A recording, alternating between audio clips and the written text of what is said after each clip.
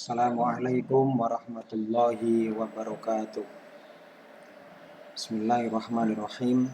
Alhamdulillahirabbil alamin. Wassalatu wassalamu ala asyrafil mursalin sayyidina wa maulana Muhammadin wa ala alihi washabbihi ajmain. Amma ba'd. Terima kasih sebelumnya saya sampaikan pada teman-teman yang telah bergabung di mata kuliah Hukum Keuangan dan Perbankan Syariah. Pada kesempatan kali ini kita akan berbicara dan mendiskusikan tema pertama kita, yaitu berbicara mengenai terminologi hukum perbankan syariah. Di mana pada kesempatan kali ini kita akan secara panjang lebar akan saya mulai diskusi pada kesempatan kali ini dengan sedikit menjelaskan mengenai apa itu hukum, kemudian apa itu perbankan syariah, dan kemudian apa itu hukum perbankan syariah. Jadi hukum itu menurut salah satu ahli, salah satu pakar di bidang hukum, mengatakan bahwa definisi mengenai hukum yang secara komprehensif itu tidak mungkin untuk dibuat. Artinya setiap pakar, antara satu pakar dengan pakar yang lain itu berbeda dalam mendefinisikan hukum, yang saya kira satu dengan yang lainnya itu saling melengkapi. Misalnya apa yang dikatakan oleh Appledon, seorang pakar hukum, bahwa definisi hukum seringkali bersifat samar. Kenapa dikatakan samar? Karena memang antara satu definisi, satu terminologi dengan terminologi yang lainnya itu berbeda-beda, yang tidak ada satupun yang lengkap. Artinya antara satu dengan yang lain itu saling melengkapi. Kemudian menurut salah satu pakar hukum bernama Utrecht, dia mengatakan bahwa hukum itu merupakan himpunan petunjuk, bisa berisi perintah, bisa berisi larangan, yang mengatur tata tertib dalam masyarakat tertentu. Maka pelanggaran terhadap petunjuk hidup tersebut dapat menimbulkan sanksi tertentu yang dijatuhkan oleh pemerintah atau penguasa di masyarakat tersebut. Ini menurut Utrecht. Jadi dia berisi petunjuk, petunjuk itu ada kalanya berupa larangan, ada kalanya berupa perintah, yang mana baik larangan maupun perintah tersebut wajib kita taati bersama. Karena kalau terhadap pelanggarnya itu pasti ada sanksi-sanksi tertentu yang akan diterima. Itu menurut Utrecht. Kemudian menurut pakar yang lain, misalnya ada Hugo Gratius, kemudian ada Ahmad Sanusi, ada Mukhtar Kusuma Atmaja, yang semuanya merupakan pakar hukum dari Indonesia, di negara kita. Hugo Gratius mengatakan bahwa hukum adalah merupakan aturan moral yang sesuai dengan apa yang benar. Jadi pada dasarnya petunjuk-petunjuk, kemudian perundang-undangan, hukum itu dimaksudkan untuk mengatur moral masyarakat tertentu agar dia memahami hak dan kewajibannya. Dia wajib mentaati hukum, kemudian dia juga berhak untuk menerima hak-haknya. Artinya tidak hanya hak saja yang diinginkan, tetapi juga di sisi lain harus harus melaksanakan kewajiban-kewajibannya, yang biasanya kewajiban yang kita lakukan itu berhubungan dengan hak orang lain. Kemudian Ahmad Sanusi mengatakan bahwa hukum merupakan kumpulan kaidah. Jadi kaidah-kaidah, di mana kaidah itu berisi keharusan, kewajiban maupun larangan yang mengatur masyarakat tertentu dan aturan tersebut dianut secara nyata oleh masyarakat. Ini menurut Ahmad Sanusi. Kemudian terakhir ada menurut Mukhtar Kusuma Atmaja. Jadi pakar hukum ini mengatakan bahwa hukum itu berisi keseluruhan kaidah-kaidah serta asas-asas yang mengatur pergaulan manusia dalam masyarakat.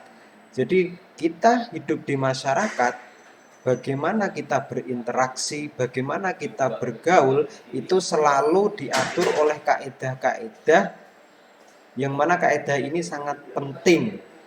Kenapa dikatakan penting? Karena ini menjadi batasan-batasan apa yang boleh kita lakukan, apa yang tidak boleh kita lakukan. Misalnya mengambil barang milik tetangga, ini tidak boleh kita lakukan. Kemudian apalagi misalnya mengganggu ketenangan tetangga, ini tidak boleh kita lakukan. Nah, hukum pada dasarnya itu berisi kaidah-kaidah tersebut yang mengatur pergaulan hidup manusia agar antara satu manusia, satu orang dengan orang yang lain itu terjadi kerukunan, terjadi keharmonisan hidup di dunia ini. Dari beberapa terminologi hukum tersebut dapat kita simpulkan beberapa unsur yang terkandung di dalamnya. Artinya tadi sudah dikatakan 3-4 definisi hukum dari beberapa pakar, maka paling tidak kita dapat menangkap setiap definisi hukum atau dari terminologi hukum itu mengandung beberapa unsur. Yang pertama bahwa hukum itu berisi tentang peraturan mengenai tingkah laku manusia. Jadi peraturan berisi tentang kaedah-kaedah, berisi tentang petunjuk-petunjuk. Kemudian yang kedua bahwa hukum itu merupakan peraturan yang diadakan oleh badan-badan resmi yang berwajib, lembaga-lembaga yang berwajib, lembaga hukum, pemerintah, dan seterusnya. Kemudian unsur yang ketiga bahwa hukum itu sifatnya memaksa. Jadi karena kita hidup di suatu negara hukum, maka mau tidak mau, suka tidak suka, kalau misalnya sudah ditetapkan suatu hukum tertentu, maka hukum tersebut adalah bersifat memaksa yang wajib dipatuhi oleh masyarakat yang bersangkutan. Satu contoh, jadi di lalu lintas kita sering melihat ada namanya traffic light, yaitu lampu bangjo kalau di sini istilahnya traffic light. Bahwa traffic light, bahwa bangjo tersebut itu adalah mengatur supaya kita itu bisa teratur, bisa memperhatikan hak-hak orang lain, tidak saling berebut jalan, tidak saling berebut untuk menyimpang. Memang kadangkala kita tidak suka dengan adanya traffic light. Karena misalnya kalau yang buru-buru kemudian bertemu dengan 5 traffic light atau lebih banyak, tentu waktunya akan berkurang paling tidak 3 menit, kan begitu. Orang yang sedang berburu-buru mengejar waktu tidak akan suka. Tetapi di samping kita tidak suka dengan adanya traffic light tersebut, kita memberikan kesempatan bagi orang lain yang ingin menyeberang bergantian begitu, misalnya di perempatan, untuk saling menyeberang, untuk saling bergantian. Begitu juga sebaliknya, orang lain kadangkala tidak suka, tetapi pada saat yang sama kita delalah traffic light-nya berwarna hijau, maka kita dengan sukarela menyeberang, kemudian orang lain menunggu kita untuk menyeberang. Begitu adalah sifat hukum, bersifat memaksa. Kemudian yang terakhir bahwa ada sanksi bagi setiap pelanggarnya. Misalnya jenengan tadi lampu merah kok jenengan terobos, traffic light berwarna merah, ini akan dikenakan sanksi karena hukum bersifat memaksa. Di samping itu juga menerobosnya kita terhadap traffic light yang sedang merah ini tentu membahayakan pihak lain, karena di pihak lain, di pihak seberang itu traffic light-nya sedang berwarna hijau, bisa menimbulkan kecelakaan dan seterusnya. Ini beberapa unsur-unsur dari terminologi hukum yang dapat kita serap, kemudian kita simpulkan. Dari unsur ini maka kita akan bisa mendefinisikan hukum menurut kita sendiri, paling tidak itu. Kemudian apa sih sebenarnya fungsi hukum? Kenapa harus ada hukum? Jadi kalau tadi di awal saya sudah menyinggung bahwa adanya hukum itu untuk mengatur ketertiban lalu lintas dalam konteks traffic light tadi, maka dalam konteks yang luas juga sebenarnya hukum itu berfungsi sebagai pertama alat kontrol sosial.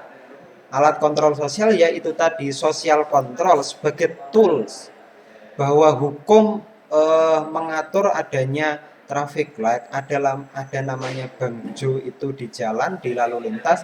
Ini fungsinya sebagai kontrol sosial. Jadi supaya orang itu tidak saling menyerobot, tidak menang-menangan sendiri. Jadi kalau tidak ada hukum yang mengatur tentang traffic light tadi, dapat kita bayangkan misalnya orang yang lebih muda, kemudian remaja naik motor yang sangat kencang, ini akan menang-menangan sendiri di jalan, kemudian ada nenek-nenek bawa sepeda. Ya tentu dapat kita simpulkan siapa yang akan berjaya di jalan, kan begitu. Bahwa hukum itu berfungsi sebagai social control. Kemudian yang kedua, selain sebagai social control, hukum juga sebagai sarana perubahan sosial.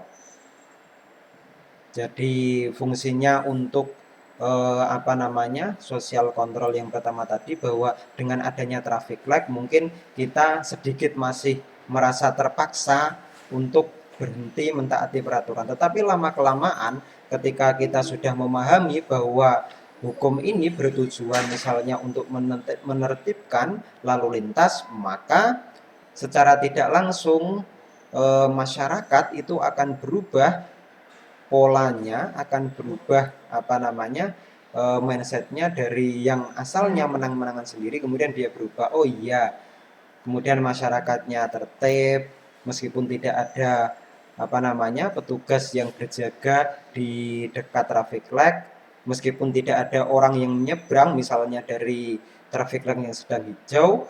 Dengan adanya hukum maka kita sedikit demi sedikit akan menjadi sarana bagi perubahan sosial, bagi masyarakat yang ikut berubah.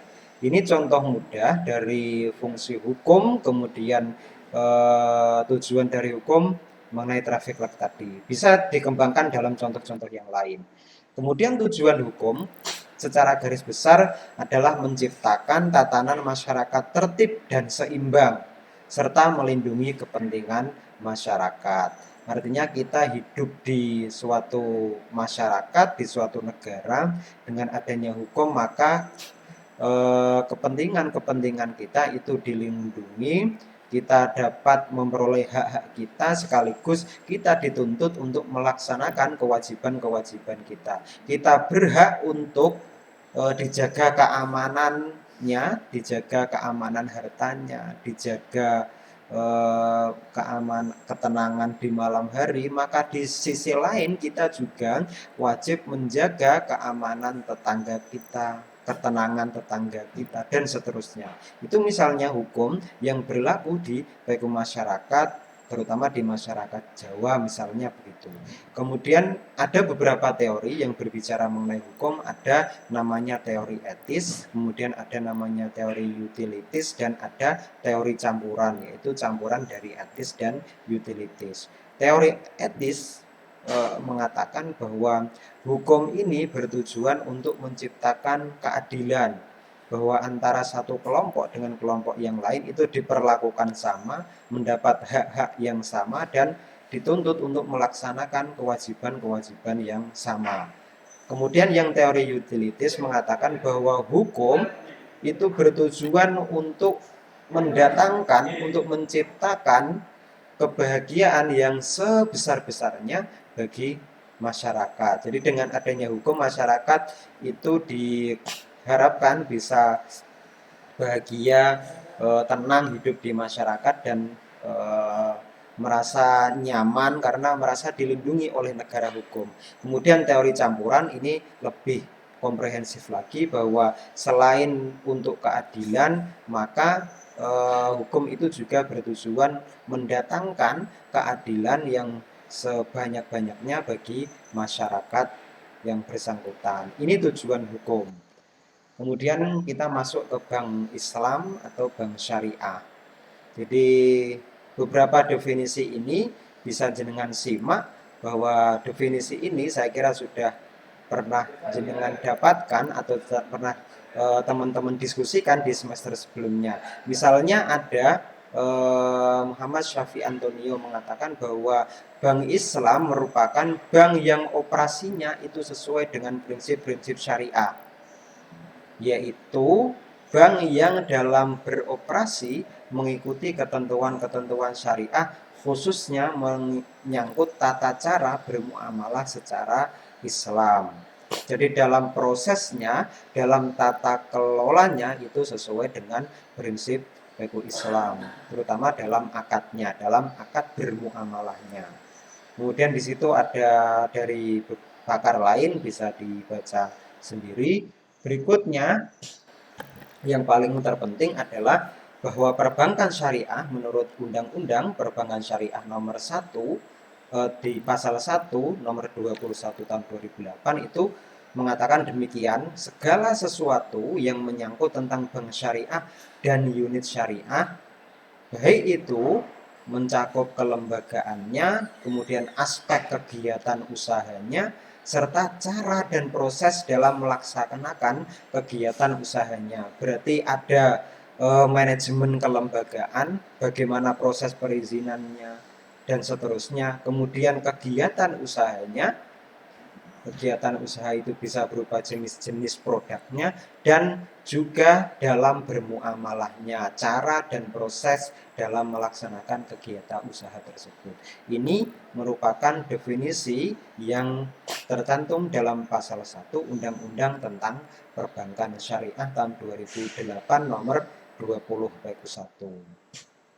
Kemudian jika kita gabungkan antara definisi hukum secara umum dengan definisi perbankan syariah, maka dapat kita tarik kesimpulan, dapat kita tarik suatu garis besar begitu, bahwa hukum perbankan syariah itu merupakan kaidah-kaidah berupa keseluruhan ketentuan-ketentuan hukum yang mengatur segala bentuk kegiatan perbankan syariah, mencakup kelembagaan, kegiatan usaha, dan cara bermuamalahnya atau cara dan proses dalam melaksanakan kegiatan usahanya.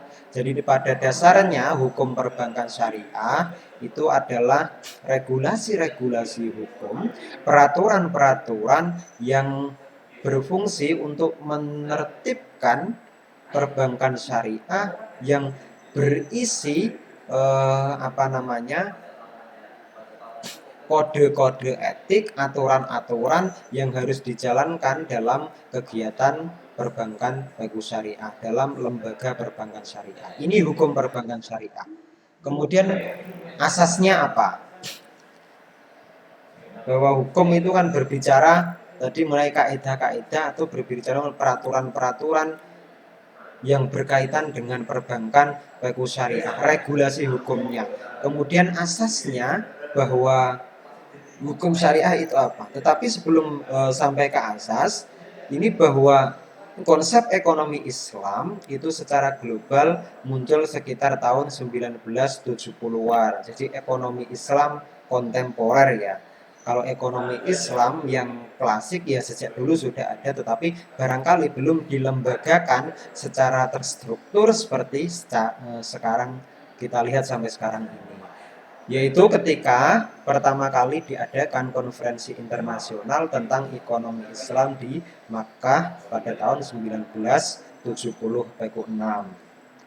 Jadi sudah hampir lebih dari berapa tahun berarti? 56 tahun yang lalu ini sudah ada konsep ekonomi Islam secara global. Asasnya yang pertama, kalau kita berbicara mengenai perbankan syariah, bahwa fungsi perbankan syariah itu adalah sebagai distribusi modal. Dalam Al-Quran dijelaskan, kaila yakuna dulatan bainal aghniya minkum. Jadi perbankan syariah ini diadakan, didirikan dengan asas bahwa modal itu memang seharusnya harus berimbang, harus berjalan, harus berputar secara baik. Jangan sampai uang itu hanya disimpan oleh si kaya, kemudian si miskin tidak dapat memanfaatkan dengan cara pembiayaan, dengan cara musyarakah, dengan cara mudharabah dan lain sebagainya pada modal tersebut. Maka asas dari perbankan syariah, hukum perbankan syariah itu adalah adanya distribusi modal. Kaila yakuna dulatan bainal agniya minkum. Jadi jangan sampai harta itu hanya berputar di antara orang-orang kaya saja, di antara orang-orang yang punya modal saja. Sementara orang yang tidak berkecukupan, tidak punya kesempatan misalnya untuk membuka usaha warung kucingan, untuk membuka usaha all shop, untuk membuka misalnya fotokopi dan begitu. Jadi distribusi modal ini merupakan asas yang penting dalam hukum perbankan syariah. Kemudian yang kedua itu ada namanya asas kebebasan, tetapi tetap berpijak pada prinsip syariah. Jadi asasnya itu pada dasarnya bebas, berdasarkan kesepakatan antara nasabah dan pihak lembaga keuangan syariah atau perbankan, tetapi asas ini harus sesuai dengan prinsip baku syariah. Kemudian yang terakhir, dalam pasal 2 dan 3 Undang-Undang tentang Perbankan Syariah itu dijelaskan begini, bahwa perbankan syariah dalam melakukan kegiatan usahanya berprinsip pada prinsip syariah, berasaskan pada prinsip syariah. Demokrasi ekonomi, artinya kebebasan tadi, demokrasi, dan prinsip kehati-hatian. Artinya karena ini menyangkut finansial, menyangkut uang, maka apapun akadnya itu harus dilakukan secara hati-hati, harus dilakukan secara teliti. Jangan sampai nanti menimbulkan konflik di belakang, menimbulkan perselisihan di belakang. Kemudian yang pasal 3 menjelaskan bahwa perbankan syariah ini bertujuan untuk menunjang pelaksanaan pembangunan nasional dalam rangka meningkatkan keadilan, kebersamaan, dan pemerataan kesejahteraan rakyat. Bahwa asas distribusi modal di slide sebelumnya tadi ini bertujuan supaya kesejahteraan masyarakat dalam konteks ini Indonesia itu bisa merata. Jadi kalau tidak bisa merata sama begitu ya tidak terpaut jauh-jauh amat. Jadi antara satu kelompok dengan satu kelompok tertentu, antara satu orang, satu person dengan person yang lain, ini memiliki kesejahteraan yang merata, yang bagus seimbang, atau tidak terpaut jauh paling tidak dalam bidang ekonomi. Karena kita berbicara mengenai keuangan dan perbankan bagus syariah. Saya kira demikian di terminologi hukum perbankan syariah. Silakan dilanjut dengan diskusi, tanya jawab. Apabila ada kesalahan dalam penyampaian, dalam melakukan presentasi pada pertemuan kali ini, saya sampaikan mohon maaf yang sebesar-besarnya. Wallahul muwaffiq ila aqwamit thoriq. Wassalamualaikum warahmatullahi wabarakatuh.